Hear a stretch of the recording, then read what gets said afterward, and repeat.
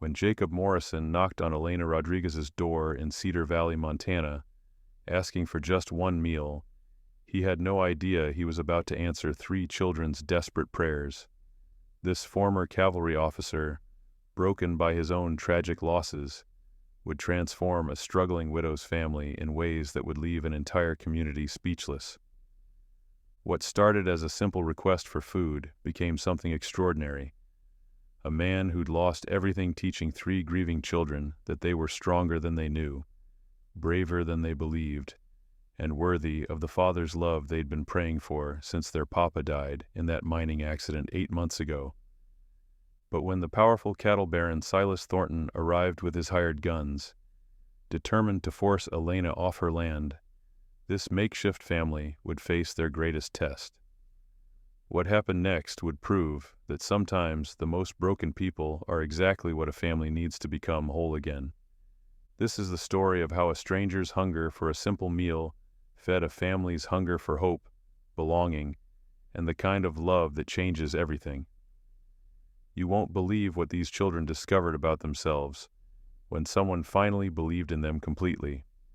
The autumn wind carried the scent of coming snow across Pine Ridge Ranch as Elena Rodriguez stood at her kitchen window, watching her three children struggle with chores that had grown too heavy for their small hands.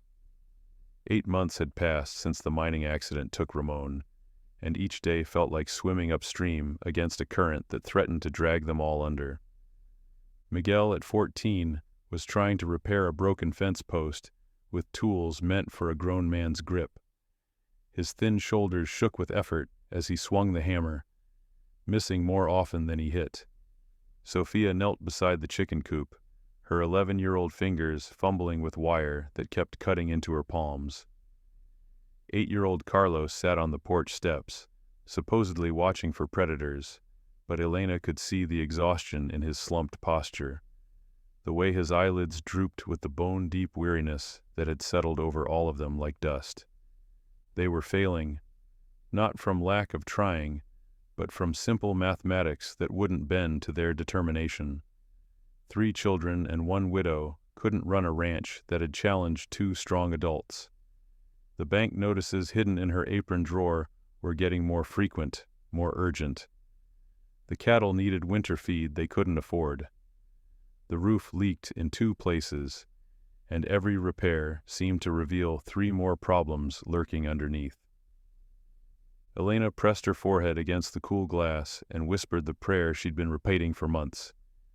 Dios mío, if you're listening, we need help. Not money, not miracles, just someone who sees that we're worth saving. The sound of hoofbeats on the dirt road made her stomach clench with familiar dread. Visitors rarely brought good news to struggling ranchers. Through the window, she watched a lone rider approach on a horse that looked as worn and weathered as its owner. The man sat straight in his saddle despite his obvious exhaustion, shoulders squared with military bearing that spoke of ingrained discipline even in defeat. He was tall and lean, with dark hair showing silver at the temples, and clothes that had seen better days but were kept clean and mended. His boots were resoled leather, his hat shaped by countless storms, and his face carried the kind of lines that came from squinting into too many horizons. When he dismounted, Elena noticed he moved with the careful precision of someone fighting against pain, though he tried to hide it. Her children had stopped their work to stare at the stranger with the mixture of curiosity and wariness that had become their default response to unexpected visitors. Miguel stepped protectively closer to his siblings, his hand instinctively reaching for the pitchfork he'd been using to muck stalls. Sophia gathered Carlos against her side, her young face already showing the premature caution of a child who'd learned that change usually meant loss. The stranger removed his hat as he approached the house, revealing a face marked by grief, but not hardened by it. His eyes, a deep brown flecked with gold, held the kind of gentleness that came from understanding suffering intimately. When he spoke, his voice carried the respectful formality of a man who'd been taught proper manners and hadn't forgotten them despite whatever circumstances had brought him to her door. "Ma'am," he called out, staying a respectful distance from the porch. "Name's Jacob Morrison. I don't mean to intrude, but I was wondering if you might spare a meal for a traveler. I can work for it. I'm handy with repairs, good with livestock. I just haven't eaten in a couple days, and my horse could use some rest and water." Elena studied his face through the window, noting the honest desperation he tried to hide behind polite words. She'd become expert at reading the subtle signs of people at the end of their rope. The careful way he held himself upright, despite swaying slightly from hunger. The practiced casualness with which he mentioned not eating. The vulnerability he couldn't quite mask when he looked at her children. But there was something else in his expression that made her hesitate. When his gaze fell on Miguel struggling with that fence post, she saw not calculation or judgment, but recognition. The look of a man who understood what it meant to carry burdens too heavy for your shoulders, who knew the particular exhaustion of trying to be stronger than circumstances allowed. "Stay there," she called through the window, her hand already reaching for the shawl hanging by the door. Elena Rodriguez had learned to trust her instincts about people, and every instinct she possessed was telling her that Jacob Morrison was different from the usual drifters, who sometimes stopped by looking for easy work or charity. As she stepped onto the porch, she caught sight of her reflection in the glass door, a woman of 32 who looked older, with calloused hands and worry lines that hadn't been there a year ago. Her black hair was pulled back severely, and her simple dress showed the careful mending that spoke of making things last long past their intended lifespan. "Mr. Morrison," she said, studying his face in the fading afternoon light. "You said you're handy with repairs?" "Yes, ma'am. 15 years in the cavalry taught me to fix most anything that breaks, and I've worked cattle since I was younger than your boy there." He gestured toward Miguel, who was watching their conversation with intense interest. "I don't drink, don't gamble, and I keep my word when I give it." Something in his tone, the quiet dignity with which he offered his credentials, reminded Elena painfully of Ramon. Her husband had possessed that same straightforward honesty, that same willingness to prove himself through action rather than empty promises. "We don't have much," she admitted, surprising herself with the honesty. "Beans and cornbread, maybe some milk if the cow's been cooperative." Jacob Morrison's weathered face creased into what might have been a smile. "Ma'am, beans and cornbread sounds like a feast to a man who's been living on hope and stubbornness for the past week." Elena watched Jacob Morrison carefully as he unsaddled his horse with movements that spoke of decades of practice. His hands were gentle but sure as he checked the animal's legs and hooves, murmuring soft words in a voice that carried no impatience despite his obvious hunger. The horse, a sturdy bay mare with intelligent eyes, responded to his touch with the kind of trust that only came from consistent kindness. "Your mare's got good bone structure," Miguel called out, abandoning his fence repair to move closer. At 14, he was caught between childhood curiosity and the premature seriousness that had settled over him since his father's death. "Papa always said you could tell a man's character by how his horse looked." Jacob straightened, studying Miguel with the same careful attention he'd given his mount. "Your papa was a wise man. This is Estrella. She's carried me through some rough country, never complained once. A good horse is worth more than gold when you're traveling alone." Elena noticed how Jacob spoke to Miguel directly, not with the condescending tone most adults used with children, but as one horseman to another. Her son's shoulders straightened slightly, a hint of the confident boy he'd been before grief and responsibility had aged him beyond his years. "Can I help you with her?" Miguel asked, hope creeping into his voice. "I mean, if you want. I know how to rub down horses and check for stones and stuff." "I'd be grateful for the help," Jacob replied simply. "Been so long since I had proper conversation while doing chores, I'd almost forgotten how much easier work goes with good company." Elena felt something tight in her chest begin to loosen as she watched her eldest son come alive under Jacob's respectful attention. Miguel had been trying so hard to fill his father's boots, working himself to exhaustion while still grieving the loss of the man who'd been his hero. But Jacob treated him like a capable partner rather than a burden, asking questions about the ranch's layout and listening to the answers with genuine interest. Sophia approached more cautiously, her 11-year-old face showing the wariness of a girl who'd learned to be careful around unfamiliar men. She clutched a half-grown kitten against her chest, using the animal as both comfort and shield. Jacob noticed her hesitation and made no move to come closer, instead crouching down to her eye level while maintaining a respectful distance. "That's a fine-looking cat you've got there," he said quietly. "Looks like she's got some hunter in her bloodline. Good mousers are worth their weight in grain around a ranch." Sophia's grip on the kitten relaxed slightly. "Her name is Luna because she has a white patch shaped like a crescent moon on her forehead. She was the runt of the litter, but Mama let me keep her because she was the smartest one." "Smart cats make the best companions," Jacob agreed solemnly. "They see things other animals miss, know when storms are coming before the sky changes color." "You're Luna there. She's watching me pretty carefully. What's her verdict? Do I pass inspection?" Despite herself, Sophia giggled at the idea of her kitten serving as judge and jury. "She likes you, I think. She's not hiding behind my skirt anymore." "High praise indeed," Jacob said with a slight smile. "I've always found that children and animals are the best judges of character. They see through pretense better than most adults." Carlos had been hanging back near the porch steps, thumb halfway to his mouth in a habit he'd recently developed when nervous. At 8, he was still young enough to want comfort but old enough to feel ashamed of needing it. Jacob seemed to understand this delicate balance, neither ignoring the boy nor overwhelming him with attention. "Carlos, isn't it?" Jacob asked, remembering the name from Elena's earlier introduction of her children. "I couldn't help but notice that whistle hanging from your belt. You know how to use that?" The boy's hand moved instinctively to the carved wooden whistle his father had made him. "Papa taught me signals for calling the dogs and warning about coyotes, but I haven't used it much since."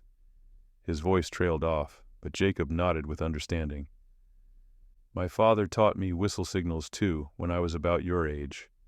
Saved my life more than once during my cavalry days. Maybe later, if your mama doesn't mind, you could show me what your papa taught you. I might have a few techniques to share in return."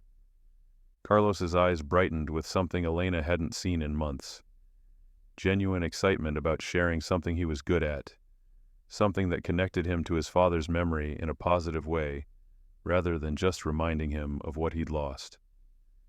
As Elena called them in for supper, she found herself studying Jacob Morrison with new eyes. In the space of half an hour, he'd managed to connect with each of her children in exactly the way they needed most. Miguel had been treated as a competent partner. Sophia had been approached with gentle respect for her cautious nature, and Carlos had been offered a chance to feel proud of skills his father had taught him. The kitchen felt different with Jacob's presence filling the space that had seemed too empty since Ramon's death. He waited until Elena and Sophia had taken their seats before settling into the chair Miguel indicated, his military training evident in the small courtesies that came automatically despite his obvious hunger. Elena served the simple meal, beans flavored with a precious bit of ham bone, cornbread still warm from the oven, and milk from their increasingly temperamental cow. Jacob accepted his portion with gratitude that seemed entirely genuine, taking his first bite with the careful appreciation of a man who truly hadn't eaten in days. "Ma'am, this is excellent," he said after swallowing. "Been a long time since I've tasted cooking this fine. My compliments to the chef." Sophia blushed with pleasure at the praise, and Elena felt a flutter of something she'd almost forgotten, the simple joy of having her efforts noticed and appreciated. Ramon had loved her cooking, but he'd rarely thought to comment on it, taking her skills for granted in the way of men who'd never had to wonder where their next meal was coming from. "Sophia helps with most of the cooking now," Elena said, reaching over to squeeze her daughter's hand. "She's got a natural touch with seasonings, knows just how to make simple ingredients taste special. That's a valuable skill, Jacob told Sophia seriously. Good cooking is about more than just filling stomachs. It's about bringing people together, making a house feel like a home. Your family's lucky to have you. As they ate, Jacob asked careful questions about the ranch, the local area, the challenges they faced. His questions weren't prying or judgmental, but showed genuine interest in understanding their situation. When Miguel mentioned their struggles with the irrigation system, Jacob listened intently and offered a few suggestions based on his experience with similar problems on cavalry posts. Elena found herself relaxing for the first time in months, letting the conversation flow around her while she watched her children come alive under Jacob's respectful attention.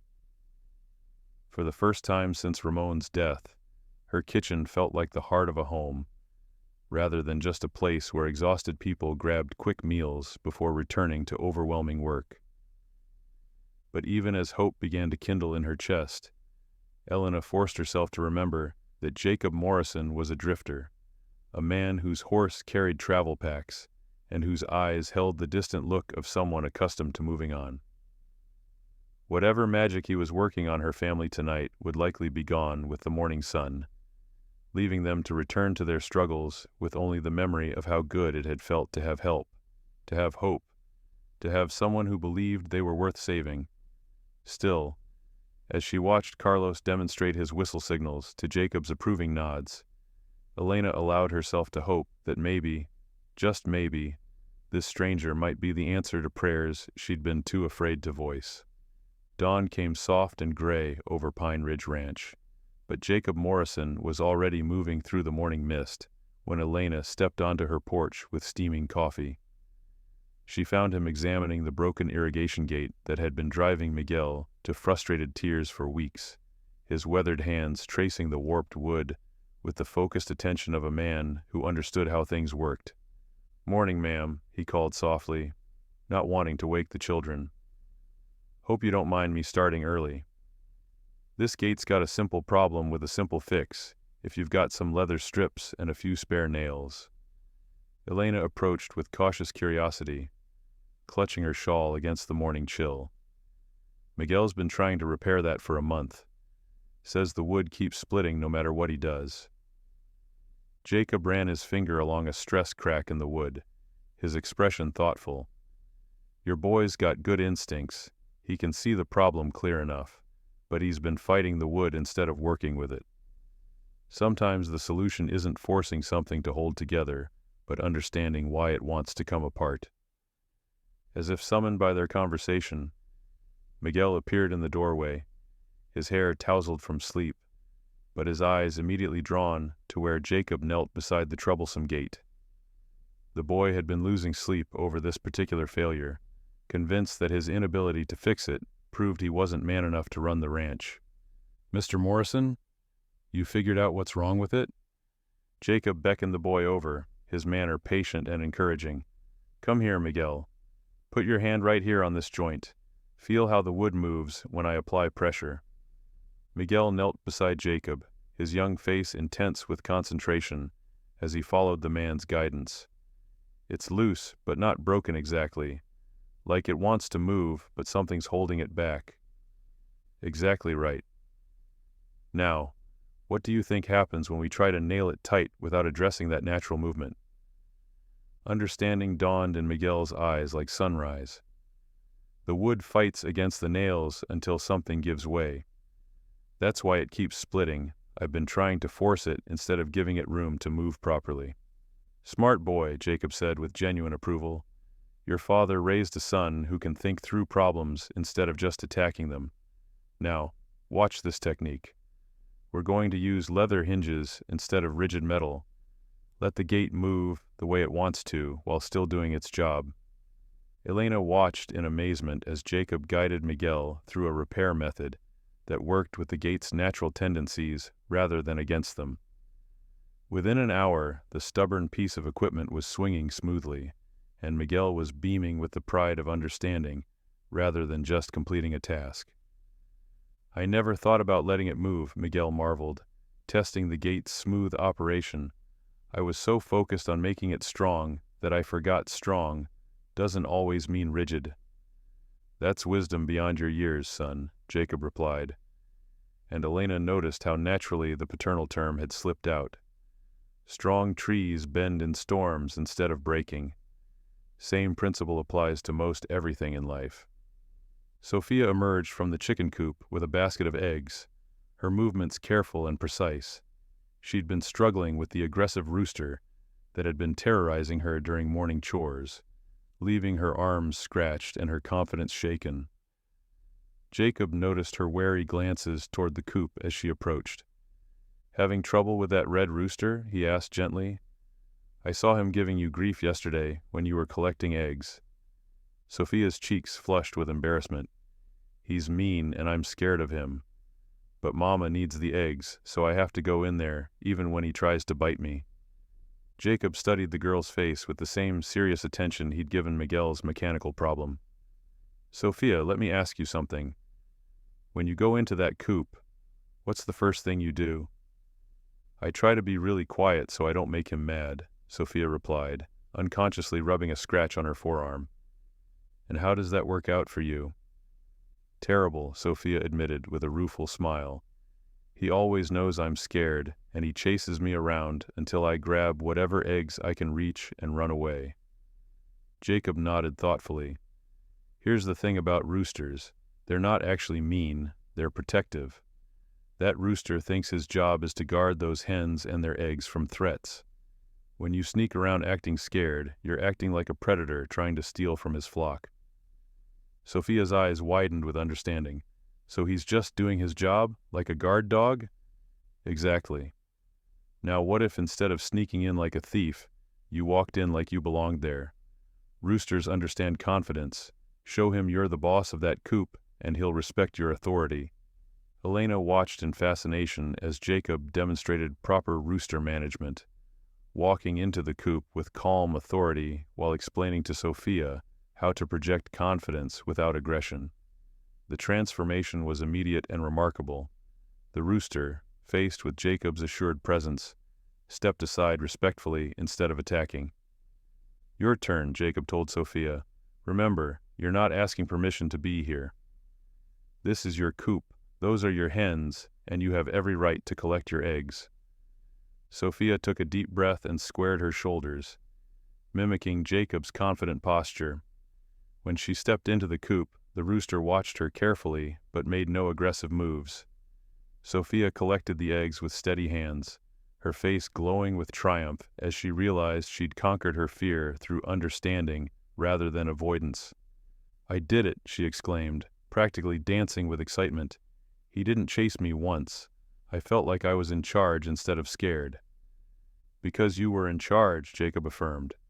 "Fear makes us small, but understanding makes us strong. That rooster was never your enemy. He was just waiting for you to show him you belonged there." Carlos had been watching these interactions from the porch, his 8-year-old mind processing the changes he was witnessing in his older siblings. When Jacob approached him with a suggestion about improving his whistle signals, Carlos was ready to listen with the eager attention of a child who'd seen magic being worked on the people he loved most. "Your papa taught you well," Jacob said after listening to Carlos demonstrate his various calls. "But I bet we could add some range to those signals, help them carry further across the property when you need to call for help or warn about danger." Jacob showed Carlos how to modify his breath control and tongue position to create sharper, more penetrating notes that would cut through wind and distance. But more importantly, he explained the reasoning behind each technique, treating the boy like a student, rather than just a child mimicking adult actions. "During the war, we had whistle codes that could save lives," Jacob explained as Carlos practiced the new techniques. "A man who could communicate clearly across a battlefield was worth his weight in gold. These skills your papa taught you, they're not just ranch tools, they're survival skills." Carlos's chest puffed with pride as he mastered each new variation, understanding for the first time that his father had given him something valuable and important. The whistle wasn't just a toy or a simple tool.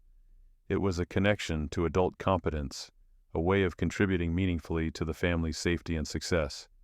Elena stood in her kitchen doorway, watching Jacob work individually with each of her children, and felt something she'd almost forgotten existed: hope for their future. In the space of a few hours, Jacob had shown Miguel that strength came from understanding rather than force, taught Sofia that confidence could overcome fear, and helped Carlos realize that his father's gifts were more valuable than he'd understood. But it was the way Jacob included her in each lesson, asking her opinion and treating her knowledge as valuable, that touched Elena most deeply. He wasn't trying to replace her authority or dismiss her contributions. He was building on the foundation she'd laid, showing her children that their mother's teachings and their father's memory could work together with new knowledge to make them stronger than any of them had imagined possible. For the first time since Ramon's death, Elena Rodriguez dared to believe that her children might not just survive their father's loss. They might actually thrive beyond it, growing into people their papa would have been proud of and she could be confident in. The morning sun climbed higher, burning off the mist and revealing a ranch where 3 children moved with new confidence, their shoulders straighter and their voices stronger. And at the center of this transformation stood a man who'd arrived asking for a meal and was somehow feeding their souls instead.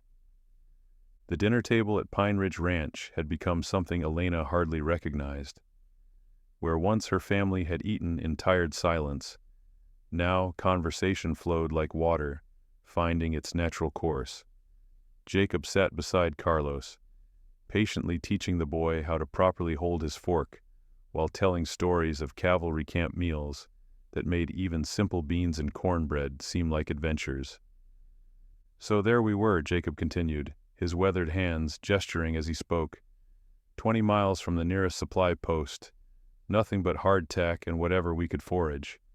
That's when Sergeant Murphy taught us that you could make almost anything taste good if you knew the right herbs to add. Sofia leaned forward, her eyes bright with interest. What kind of herbs? The ones that grow wild around here? Some of the same ones, actually. Your mama's got a good eye for useful plants. I noticed sage and wild onions growing near the creek. Some mint by the back porch. During tough times, knowing what the land can provide is worth more than money in your pocket. Elena felt warmth spread through her chest at the casual way Jacob praised her knowledge. Ramon had never noticed her herb garden, had always seen it as women's fussing rather than practical skill. But Jacob spoke of her foraging abilities like they were valuable expertise, something worth respecting and learning from. Miguel had been quiet through most of the meal, but Elena could see him processing everything Jacob said with the intense focus of a boy hungry for male guidance. Finally, he worked up the courage to ask the question that had been weighing on him for days. Mr. Morrison, do you think, when you look at this place, do you think we can really make it work? Without Papa, I mean? The kitchen fell silent except for the soft ticking of the mantel clock. Elena held her breath, terrified of what Jacob might say, what honest assessment he might give of their chances. She'd been asking herself the same question every night, lying awake calculating bills and feed costs and repair expenses that seemed to multiply faster than she could address them. Jacob set down his coffee cup carefully, his expression thoughtful, as he looked around the table at each face turned toward him. When he spoke, his voice carried the weight of careful consideration rather than empty reassurance. Miguel, I've seen a lot of operations in my time, big spreads with dozens of hands, small family ranches like this one, cavalry posts that had to be self-sufficient in hostile territory. And I can tell you that success isn't about having the most land or the most money or even the most experience. He paused, letting his words settle before continuing. It's about having people who care about each other and the work they're doing. It's about being willing to learn from mistakes instead of giving up. And it's about understanding that sometimes the strongest thing you can do is ask for help when you need it. Carlos looked up from his plate, his 8-year-old directness cutting straight to the heart of things. But we don't have Papa anymore. and Papa was really strong and knew everything about ranching. Jacob's expression softened with understanding. Carlos, your papa was a good man who loved his family, but you know what? He didn't know everything when he started out either. Every rancher, every father, every man worth respecting had to learn as he went, had to figure things out by trying and failing and trying again. Elena watched her youngest son absorb these words, saw something ease in his small face.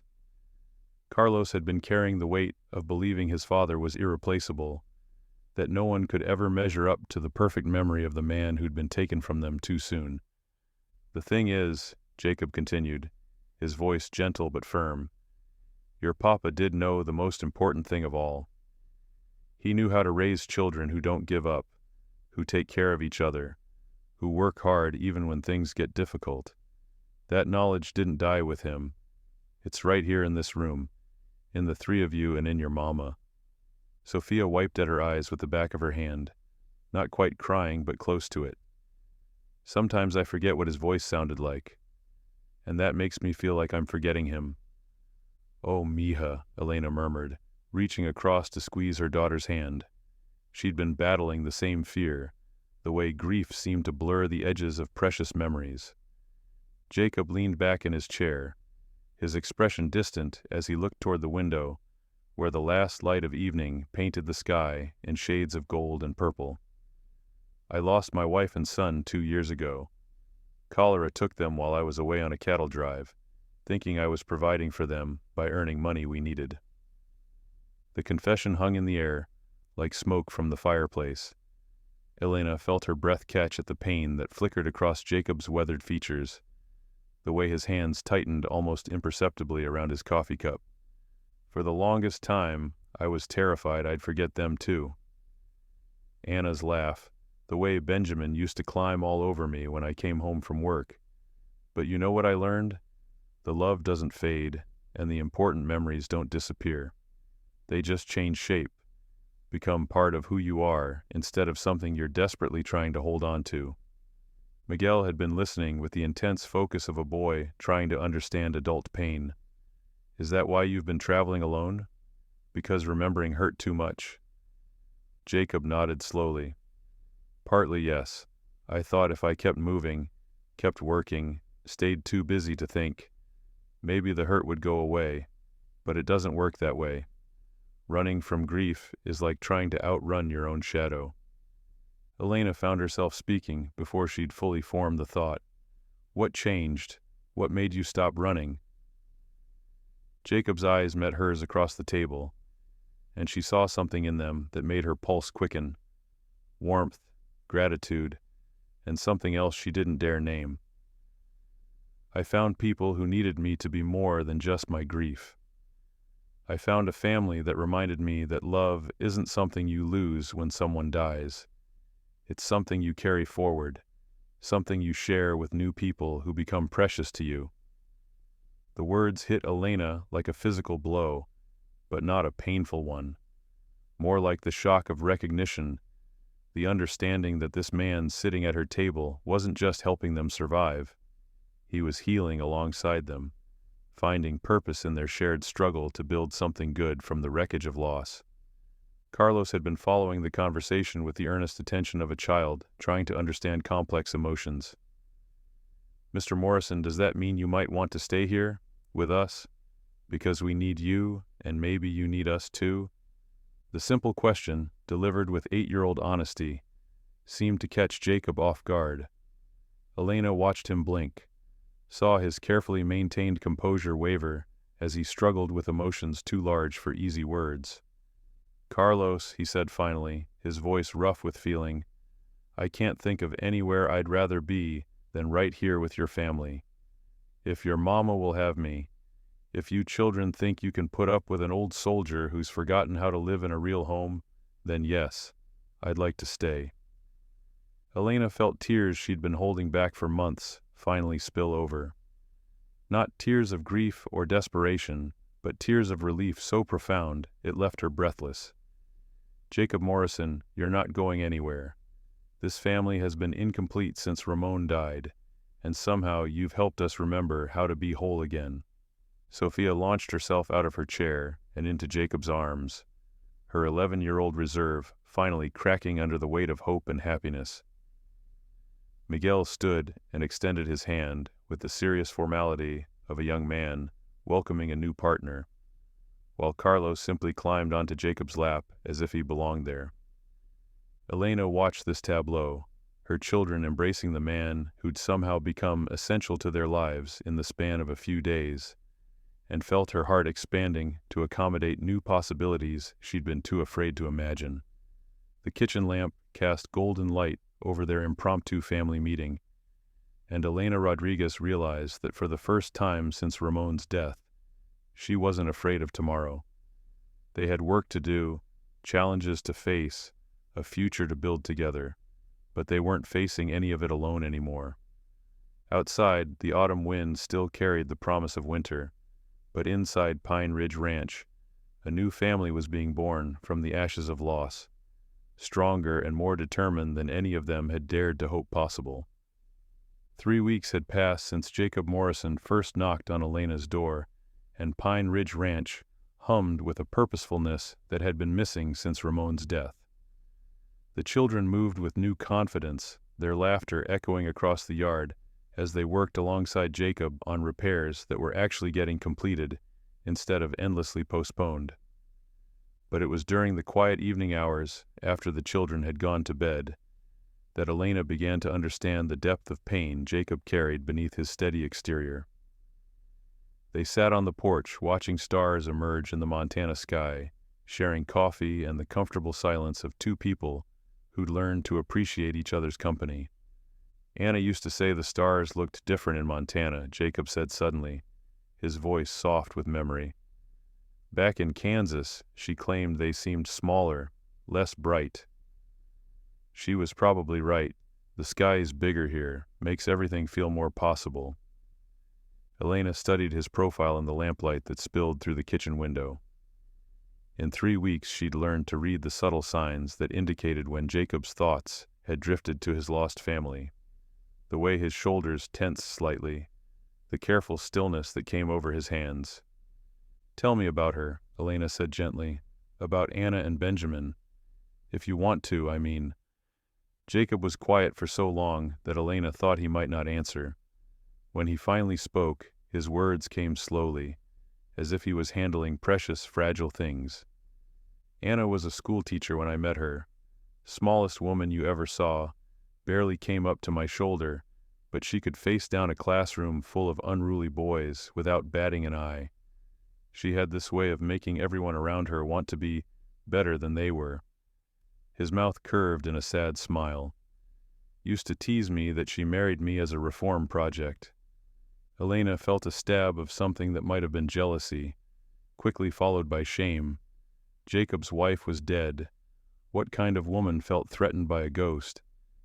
But the love in his voice when he spoke of Anna was so profound, so enduring, that Elena couldn't help wondering if there would ever be room in his heart for anyone else.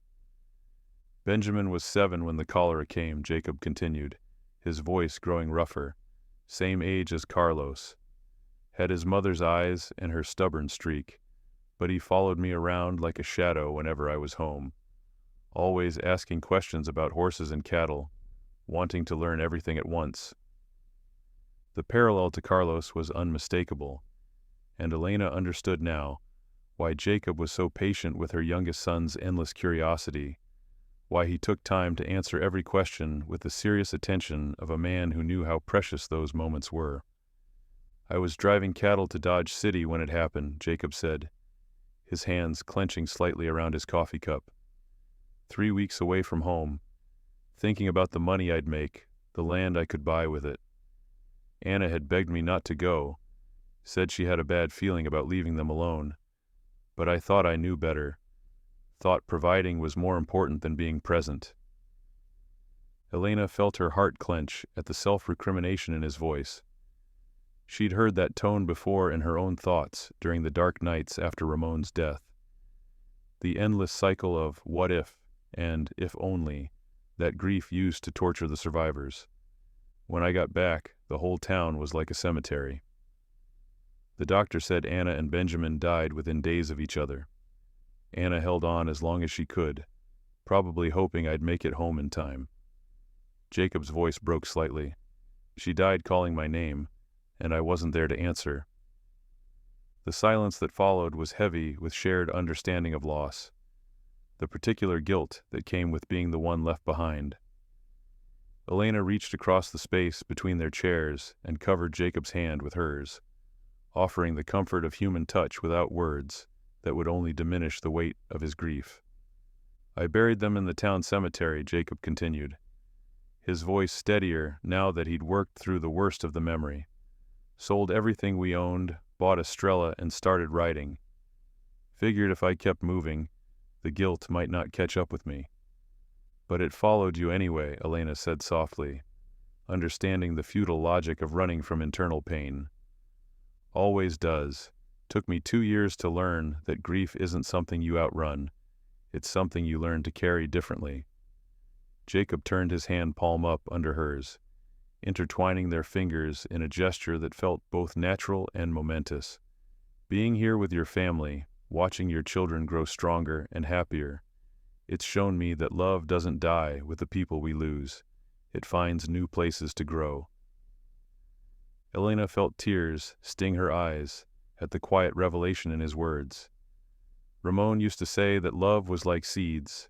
You could plant it in new ground and it would grow differently, but still be recognizably itself. Smart man, your husband. I wish I could have known him. He would have liked you, Elena said with certainty. Ramon always respected men who put family first, who understood that providing for people wasn't just about money, but about being present for the daily moments that make up a life. Jacob squeezed her hand gently. That's something I failed to understand when it mattered most.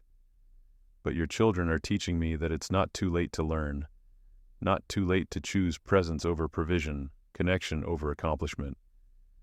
A comfortable silence settled between them, filled with the night sounds of the ranch. Cattle lowing softly in the distance, the rustle of wind through the cottonwoods, the gentle creaking of the house settling into evening rest. Elena felt a peace she hadn't experienced since before Ramon's death, the security of knowing someone else was awake and alert, sharing the responsibility of protecting what mattered most. Elena, Jacob said finally, his voice carrying a formality that made her look at him more closely. I need you to know that I'm not trying to replace Ramon in your children's hearts, or in yours. What you had with him was sacred, and I respect that completely. Elena felt something tight in her chest begin to loosen, a fear she'd been carrying without quite acknowledging it. Jacob, what Ramon and I had was beautiful, but it's in the past. What's growing between us, between you and this family, that's something entirely different, but equally precious. I want to be worthy of the trust you've placed in me, Jacob continued. Miguel needs guidance, becoming the man his father would be proud of. Sophia needs someone who sees her strength as well as her gentleness. Carlos needs a father figure who understands that little boys require both adventure and security. Elena studied his face in the lamplight, seeing the sincerity in his weathered features. And what do I need, Jacob Morrison? The question seemed to catch him off guard, as if he'd been so focused on the children's needs that he hadn't considered hers. When he answered, his voice was soft with something that might have been wonder. You need a partner who sees how strong you've been on your own and wants to be strong alongside you, not instead of you. You need someone who recognizes that you've held this family together through sheer force of will and determination, and who wants to help you build something even better than what you've preserved. Elena felt her breath catch at the accuracy of his assessment, the way he saw not just her vulnerabilities, but her capabilities. I need someone who understands that accepting help doesn't mean admitting failure. It means being wise enough to recognize when partnership makes everyone stronger, Jacob agreed. Elena, I came here broken, running from ghosts and convinced I'd lost everything worth living for. But your family has shown me that love multiplies when it's shared, that healing happens when you stop protecting yourself from connection. Elena stood and moved to the porch railing, looking out over the land that had seemed like such an impossible burden just weeks ago, and now felt manageable, even promising. My children have been praying for a father figure since Ramon died. I've been praying for someone who could help me give them the future they deserve. And I've been praying for a reason to stop running, for people who needed me to be more than just my grief and regrets. Jacob rose and joined her at the railing, close enough that she could feel the warmth radiating from his solid presence. I think maybe all our prayers are being answered at the same time. Elena turned to face him, studying the man who'd somehow become essential to her family's happiness in such a short time. Jacob Morrison, I want you to know that this isn't just about needing help with the ranch or wanting a father for my children. This is about wanting you specifically, the man you are, the way you see us and believe in us, and make us better than we thought we could be. Jacob's eyes widened slightly at her directness, but he didn't look away. Elena Rodriguez, you and your children have given me something I thought I'd lost forever, a reason to hope for tomorrow, to believe that I deserve happiness, to understand that my life can still have meaning and purpose. The space between them seemed charged with possibility, with the recognition that they were no longer just a struggling widow and a helpful drifter, but two people who'd found in each other the missing pieces they needed to be whole again. The thunder of approaching hoofbeats shattered the peaceful morning routine at Pine Ridge Ranch like gunshots through glass. Elena looked up from hanging laundry to see a dust cloud rising from the main road, and her stomach clenched with the familiar dread that unexpected visitors always brought. But this time felt different, more ominous, more deliberate. Jacob emerged from the barn where he'd been teaching Miguel proper saddle maintenance, his hand instinctively moving toward the gun belt he'd taken to wearing again since settling at the ranch. His cavalry training was evident in the way he positioned himself to observe the approaching riders while maintaining cover, his weathered face growing grim as he counted the horses. "Elena, get the children inside," he called quietly, his voice carrying the authority of a man accustomed to command in dangerous situations. "Now." 5 riders crested the hill, moving with the purposeful formation of men who came with specific intentions rather than casual business. At their head rode Silas Thornton, the cattle baron whose expanding empire had been swallowing up small ranches throughout Cedar Valley with methodical efficiency. His expensive clothes and well-groomed horse marked him as a man of wealth and influence, but it was the 4 armed men flanking him that sent ice through Elena's veins. Miguel had frozen beside the barn, his adolescent instincts torn between the desire to stand and fight and the wisdom of following Jacob's orders. Sophia appeared in the doorway of the chicken coop, her face pale as she clutched Luna protectively against her chest. Carlos came running from the creek where he'd been practicing his whistle signals, his 8-year-old legs pumping as he sensed the danger in the adults' voices. "Mrs. Rodriguez," Thornton called out as his group approached the house, his tone carrying false courtesy that fooled no one. "I hope I'm not interrupting your morning routine. I was in the area on business and thought it was time we had a proper conversation about your situation here." Elena stepped protectively in front of her children, who'd gathered behind her on the porch, despite Jacob's instruction to go inside. Her hands shook slightly, but her voice was steady when she replied, "Mr. Thornton, I can't imagine what business you'd have with us. Our ranch isn't for sale, and we're current on all our obligations." Thornton's smile was as cold as winter wind. "Oh, Mrs. Rodriguez, I think you misunderstand your position. You see, I've been having conversations with certain financial institutions in town, and it seems your circumstances aren't quite as stable as you believe." Jacob moved closer to the porch, his presence solid and reassuring despite the odds they faced. Elena noticed how his hand rested casually near his weapon, ready but not threatening, the posture of a man who'd faced down dangerous men before and wasn't easily intimidated. "And you are?" Thornton addressed Jacob with the dismissive tone of a man accustomed to dealing with hired help. "Jacob Morrison," came the calm reply. "Mrs. Rodriguez's ranch foreman and partner."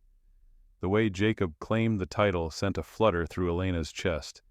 Not just employee or friend, but partner, with all the implications that carried.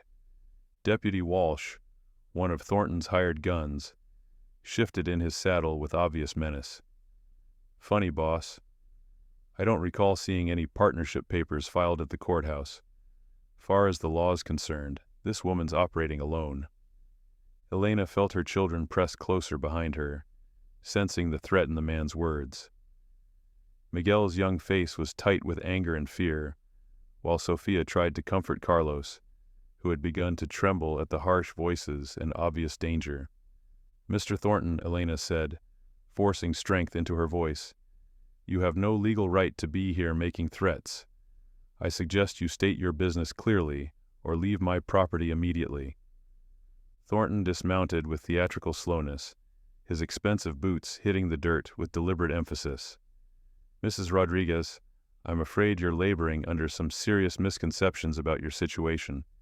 You see, I have recently acquired certain debts of yours from various creditors around town." Elena's blood turned to ice water. She'd been struggling to keep up with payments to the feed store, the blacksmith, the general store, small debts that had accumulated during the months when grief made it hard to think clearly about finances. But those debts belonged to local people who understood her situation, who'd been willing to wait for payment. "That's impossible," she said. But even as the words left her mouth, she recognized the calculating look in Thornton's eyes that suggested otherwise. "Oh, but it's quite possible when you offer people immediate cash for their outstanding receivables. Amazing how quickly neighbors become businesslike when money's involved." Thornton's voice carried malicious satisfaction. "I now hold papers worth nearly $800 in your name, Mrs. Rodriguez. Payable immediately, or I'll be forced to pursue legal remedies." Jacob stepped forward, his voice deadly quiet. "That's interesting timing, Mr. Thornton. Almost like you waited until Mrs. Rodriguez was getting back on her feet before making your move." "Business is about timing, Mr. Morrison. I've been watching this property for months, waiting for the right moment to make Mrs. Rodriguez a generous offer. But if she prefers legal proceedings to reasonable negotiation..." Miguel had heard enough. At 14, he understood the implications of what was happening, the way Thornton was using their neighbors' desperation against them. "You can't just steal our ranch," he burst out, his voice cracking with adolescent rage and fear. "This is our home. Papa built this place." Deputy Walsh's hand moved to his gun butt with obvious threat. "Boy, you'd better learn to speak respectfully to your betters before someone teaches you some manners." The casual menace in the man's voice sent Jacob into motion. In one fluid movement, he stepped between Walsh and the children, his own weapon appearing in his hand with the speed of a man who'd survived cavalry charges and frontier skirmishes. "Deputy," Jacob said conversationally, though his gun was rock steady in his grip, "I'd suggest you keep your hands where I can see them. Threatening children isn't going to improve your life expectancy around here." The yard erupted into tension so thick Elena could feel it pressing against her chest like a physical weight. 4 guns against 1, but Jacob's military bearing and obvious competence made the odds less certain than they appeared. Thornton's men shifted nervously, suddenly realizing they were facing a professional rather than a simple ranch hand. Now, Thornton said with false calm, "there's no need for unpleasantness. I'm simply a businessman trying to resolve a financial matter. Mrs. Rodriguez owes money, and I'm offering her a way to settle those debts without involving the courts." "What kind of offer?" Elena asked, though she already suspected the answer would destroy everything they'd built. "I'll forgive all outstanding debts in exchange for a clear deed to this property. You and your children can remain as tenant farmers, working the land for a fair share of the profits. It's really quite generous, considering your alternatives." The offer was exactly what Elena had feared, dressed up as mercy, but designed to reduce her from landowner to labor on her own property. Everything Ramon had worked for, everything she'd struggled to preserve, would disappear with the stroke of a pen. "That's theft disguised as charity," Jacob said flatly. "You've manufactured a crisis to force a sale below market value." Thornton's facade of politeness finally slipped, revealing the ruthless calculation beneath. "Mr. Morrison, you're new to this territory, so let me explain how things work. I own the bank, the general store, the feed operation, and most of the grazing rights in this valley. When I decide a property would serve my interests better under different ownership, that change happens one way or another." "Is that a threat?" Elena asked, finding courage she didn't know she possessed in the face of Jacob's steady presence and her children's need for protection. "It's a statement of fact, Mrs. Rodriguez. This valley's changing, becoming more organized. Small operations like yours are inefficient, unprofitable. I'm offering you a chance to be part of the future instead of being swept aside by it." Carlos had been listening with the wide-eyed attention of a child trying to understand adult cruelty. Finally, his 8-year-old directness cut through the elaborate threats and justifications. "Mister, why do you want to take our house away? We didn't do anything bad to you." The innocent question hung in the air like an accusation, stripping away Thornton's pretense of reasonable business practice and revealing the fundamental injustice of what he was attempting. For a moment, even his hired guns looked uncomfortable at the sight of a grown man threatening to make orphans homeless. "Son," Thornton said, his voice softening with false sympathy, "sometimes adults have to make difficult decisions. Your mama can't take care of this place properly without a man to help her. I'm offering her a way to stay here without the worry of ownership." "But she does have a man to help her," Carlos replied with absolute conviction. "Mr. Morrison takes care of us real good. He's teaching us everything we need to know, and he promised he's staying forever." Elena felt tears sting her eyes at her youngest son's faith in Jacob, in the family they'd built together. But she also saw the calculation in Thornton's expression as he processed this information, recognizing a new angle of attack. "Ah, yes, Mr. Morrison," Thornton said, his voice taking on a new note of malicious interest. "I've been curious about your background. It's not often we get former cavalry officers drifting through Cedar Valley. Makes a man wonder what circumstances might drive a soldier to abandon his post and take up with a Mexican widow and her children." The racial slur hit Elena like a physical blow, but it was the implication about Jacob's military service that made her blood run cold. She saw Jacob's jaw tighten, saw something dangerous flicker in his eyes as Thornton probed at wounds that were clearly still raw. "My service record is a matter of public documentation," Jacob replied evenly, though Elena could hear the steel underneath his calm tone. "And Mrs. Rodriguez's heritage is something to be respected, not used as an insult by men who wouldn't last a day doing the honest work she accomplishes before breakfast." Elena felt a surge of fierce gratitude at Jacob's defense of her family, but she also recognized that Thornton had found the pressure point he'd been looking for. Whatever had driven Jacob to leave the cavalry was clearly painful, and the cattle baron was prepared to use that pain as a weapon against them all. The confrontation balanced on a knife's edge, 5 armed men facing a family that refused to surrender, with the future of Pine Ridge Ranch hanging in the balance between greed and determination, between those who took what they wanted and those who fought for what they'd earned. The tension stretched taut as a bowstring until Elena stepped forward, her chin raised with defiance that surprised even herself. "Mr. Thornton, you've made a serious mistake coming here with threats and insults. This is my land, my family, and no amount of financial manipulation or intimidation will change that."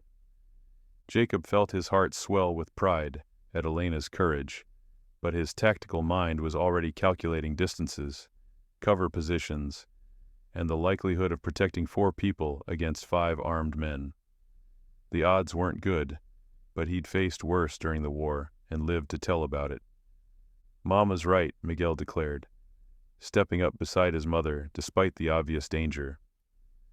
At 14, he was tall enough to almost match Jacob's shoulder, and his voice carried the determined ring of a young man who'd found something worth fighting for. Papa always said this land belonged to the family that worked it, that loved it. We're not going anywhere. Sophia emerged from behind the porch post where she'd been sheltering, her 11-year-old face set with resolve that would have made her father proud. And we're not alone anymore. Mr. Morrison is part of our family now, which means we're stronger than you think. Thornton's expression darkened at this show of unity, clearly frustrated that his intimidation tactics were backfiring. Mrs. Rodriguez, you're making this much more difficult than it needs to be. I'm offering you a reasonable solution to an impossible situation. The only impossible situation I see, Elena replied with steel in her voice, is a man who thinks he can steal what others have earned through honest work. Carlos had been unusually quiet, but now he stepped forward with the fearless directness that only 8-year-olds possessed. Mr. Badman, why don't you just go buy your own ranch instead of trying to steal ours? That's what good people do. Deputy Walsh's face flushed red at being called out by a child. Listen here, boy. No, you listen. Jacob's voice cut through the air like a blade, his weapon steady despite being outnumbered. This conversation is over. Mrs. Rodriguez has made her position clear, and you gentlemen are trespassing on private property. Thornton's facade of civility finally cracked completely. Mr. Morrison, I've done some checking on your background since our last encounter. Seems there was some unpleasantness in your military record. Something about disobeying orders, abandoning your post to chase after personal business? Elena felt her breath catch as she saw pain flicker across Jacob's weathered features. Whatever Thornton was referring to was clearly a wound that hadn't healed, a source of shame and regret that the cattle baron was now wielding as a weapon. My service record speaks for itself, Jacob replied evenly, though Elena could hear the cost of maintaining that calm tone. 15 years of honorable duty, until circumstances required me to make a choice between following orders and saving lives. Ah, yes, the choice to abandon your unit to go searching for your family when the cholera outbreak hit. Very touching, very human, also very much against military law. Thornton's voice dripped with malicious satisfaction. Makes a man wonder what other rules you might be willing to break when emotions get involved. Miguel had been listening with growing anger, his young face flushed with indignation at the attack on the man who'd become his hero. That's not shameful, that's brave. He chose love over rules, family over following orders that were wrong. Smart boy, Sophia added fiercely. Only a good man would risk everything to try to save the people he loved. Only a coward would use that against him. Elena felt something fierce and protective rise in her chest as she watched Thornton try to twist Jacob's greatest act of love into evidence of weakness or dishonor. Mr. Thornton, if you think Jacob Morrison's willingness to sacrifice for his family makes him less of a man, then you understand nothing about real strength or true courage. Jacob straightened, his expression clearing as he absorbed the support flowing from the family he'd come to love. You're right, Elena. I did abandon my post to try to reach Anna and Benjamin. I disobeyed direct orders, risked court-martial, threw away 15 years of military service, and I'd do it again without hesitation, because some things matter more than following rules that separate you from the people you're sworn to protect. Carlos had been following this exchange with the intense focus of a child, trying to understand adult complications. Finally, his 8-year-old wisdom cut through the moral complexity with devastating simplicity. So you got in trouble for trying to save your family? That's like getting punished for being a good papa. The innocent observation hit Jacob like a physical blow, but not a painful one. More like the impact of absolution, of a child's clear-eyed judgment that saw past regulations and military protocol to the heart of what mattered. Elena watched years of self-recrimination ease from Jacob's shoulders as he accepted Carlos's verdict on his choices. That's exactly right, son, Jacob said, his voice growing stronger with each word. "And I've learned that being a good papa, being a good man, sometimes means standing up to people who think power gives them the right to hurt others." Thornton realized he was losing control of the narrative, that his attempt to undermine Jacob had instead unified the family more completely than before. "This is all very touching, but it doesn't change the legal realities of your situation. Mrs. Rodriguez owes money she can't pay, and I hold the paper that proves it." Elena felt a moment of doubt, the familiar fear of financial ruin that had haunted her nights since Ramon's death. $800 might as well be $8,000 for all her ability to pay it immediately. But then she looked at her children's faces, saw their absolute faith in her and Jacob, and found strength she didn't know she possessed. "Mr. Thornton, I'll contest every one of those debt transfers in court. I'll demand to see documentation, proof of purchase, verification that my neighbors actually agreed to sell, rather than being coerced or deceived. And while we're examining your business practices, maybe the territorial government would be interested in how you've been acquiring so much land in this valley." Jacob nodded approvingly. "Mrs. Rodriguez makes an excellent point. Seems like there might be a pattern of behavior here that warrants investigation by people with actual legal authority." Deputy Walsh shifted nervously in his saddle. "Boss, maybe we should—" "Shut up, Walsh," Thornton snapped, his composure finally cracking under the family's unified resistance. "You people have no idea what you're dealing with. I own this valley, and I'll have this property one way or another." "Is that a threat of violence?" Elena asked clearly, her voice carrying across the yard. "Because if it is, I want everyone to hear it." Miguel had moved to the porch railing, his young voice carrying the authority of someone speaking absolute truth. "Mr. Thornton, you made a mistake coming here thinking we were weak just because Papa died. But we're not weak anymore. We've got each other, we've got Mr. Morrison, and we've got something you'll never understand. We're fighting for our home, not just trying to take someone else's." Sophia joined her brother at the railing, her 11-year-old dignity impressive as she faced down grown men with guns. "And we're not afraid of you. Mr. Morrison taught us that bullies only win when good people give up. We're not giving up." Carlos climbed onto the porch railing between his siblings, his 8-year-old fearlessness complete and absolute. "Yeah, and if you try to hurt our family, Mr. Morrison will stop you, and so will we." Elena looked at her 3 children. Miguel standing tall, with newfound confidence. Sophia radiating quiet strength. Carlos absolutely fearless in his faith in their makeshift family, and felt her heart swell with pride and determination. They weren't the same broken, desperate people who'd barely been surviving 8 months ago. They'd become something stronger, something united, something worth fighting for. Jacob holstered his weapon with deliberate slowness, the gesture somehow more threatening than having it drawn. "Gentlemen, I think you have your answer. This family isn't going anywhere, and neither am I. Now I suggest you ride off this property before someone gets hurt." Thornton's face had turned an ugly shade of red, his careful plans unraveling in the face of resistance he hadn't expected. "This isn't over, Morrison. Mrs. Rodriguez, you people have made a serious enemy today." "No," Elena replied with quiet certainty. "We've discovered we have everything we need to face whatever comes next.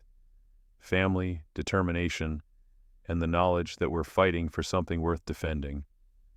As Thornton and his men wheeled their horses around and rode away, leaving dust and empty threats in their wake, Elena felt something she hadn't experienced since before Ramon's death: complete confidence in their ability to handle whatever challenges lay ahead.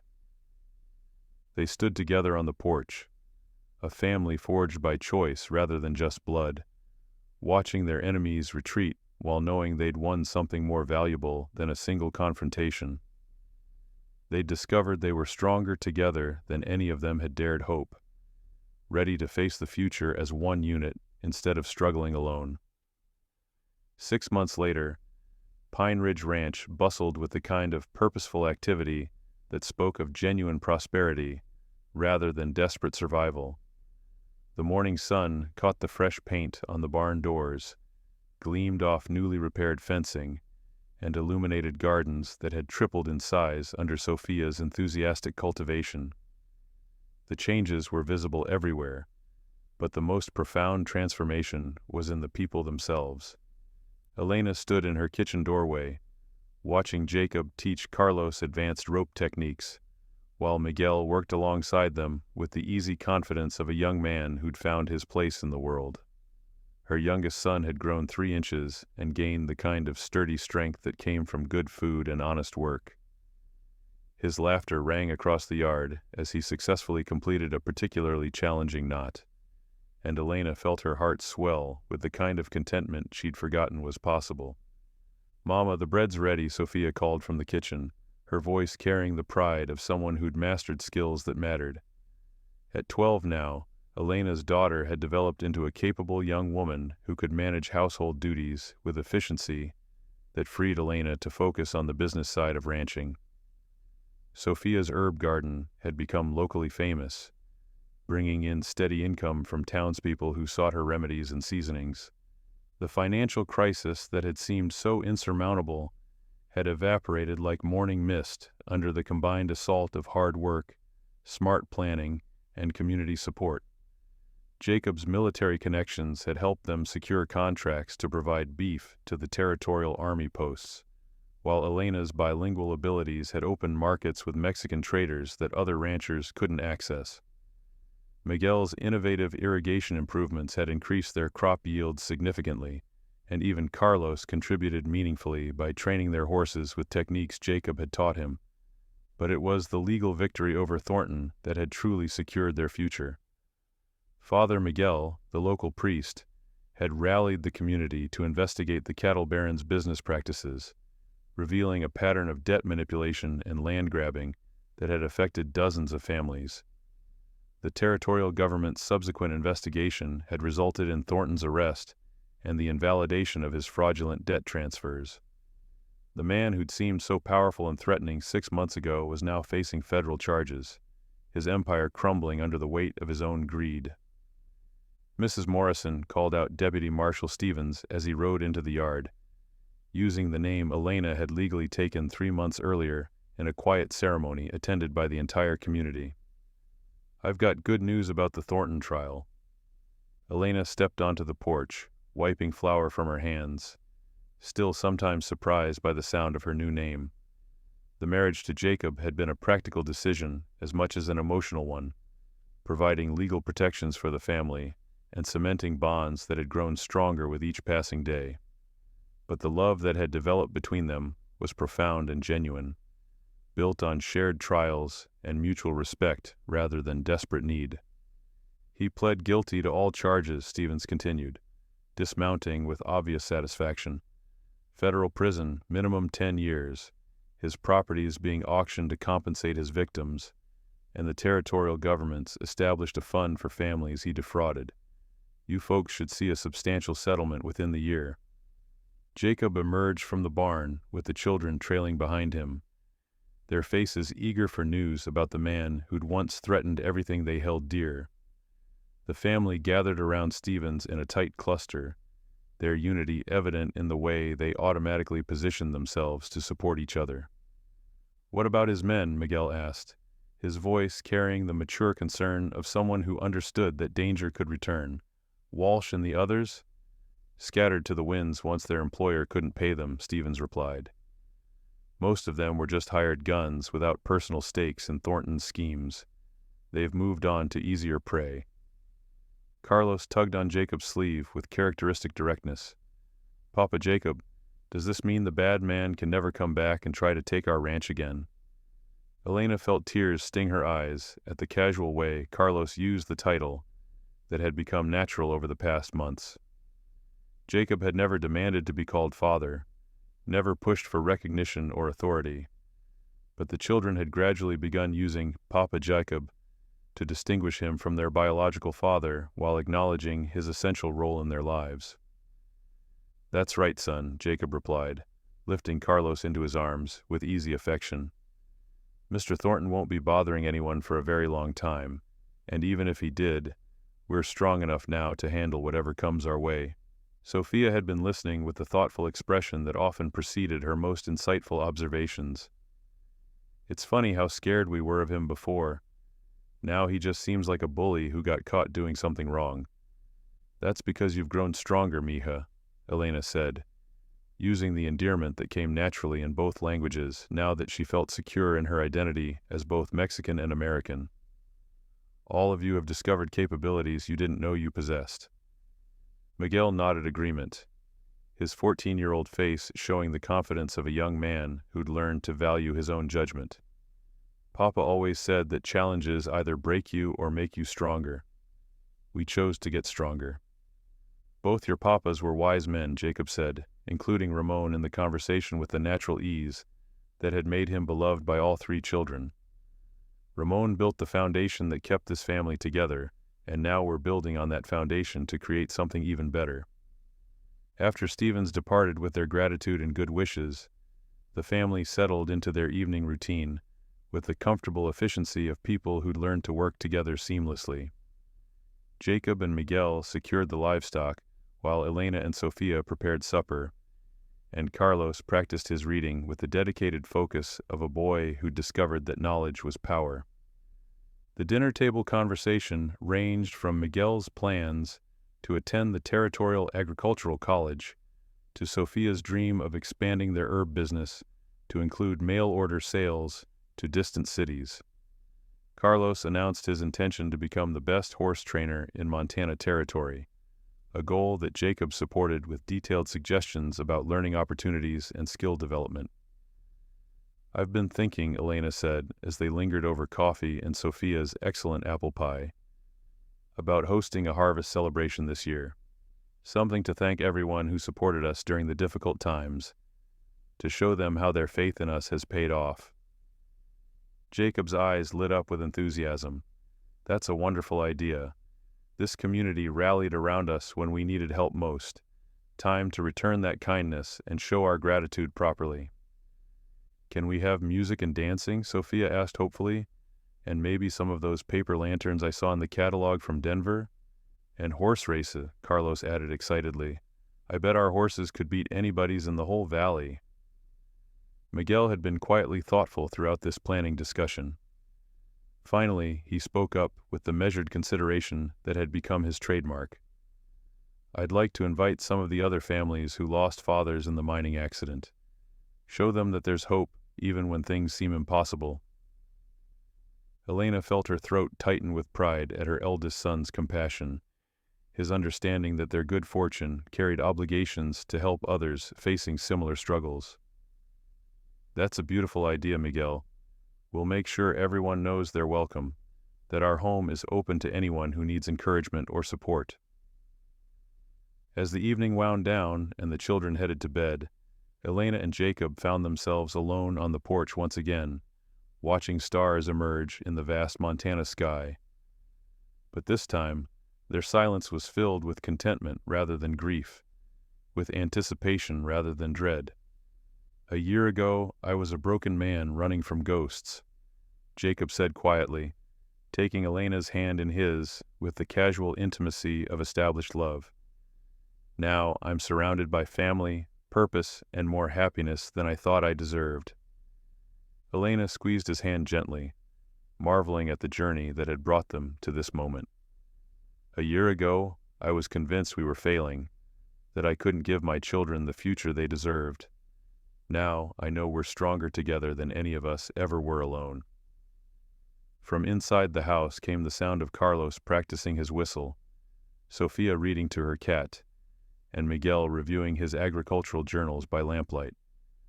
The sounds of a family that had learned to thrive rather than just survive, that had discovered strength in unity and hope in shared purpose. Jacob Morrison had knocked on their door asking for a single meal, hungry and alone and carrying nothing but grief and good intentions. But Elena Rodriguez had been right to pray for someone who could see that they were worth saving. Because sometimes the most broken people are exactly what a family needs to become whole again. And sometimes a stranger's simple request for food can feed a hunger that goes deeper than anyone imagined possible. In Cedar Valley, Montana, a widow's children had prayed for a father, and their prayers had been answered by a man who needed to learn how to be part of a family again. Together, they'd built something beautiful from the ashes of loss, proving that love multiplies when it's shared, and that the strongest foundations are built not on avoiding hardship, but on facing it together with courage, determination, and unshakable faith in each other. The ranch stretched around them in the starlight, no longer a burden to be endured, but a promise to be fulfilled, a legacy to be proud of, and a home where love had conquered loss and hope had triumphed over despair.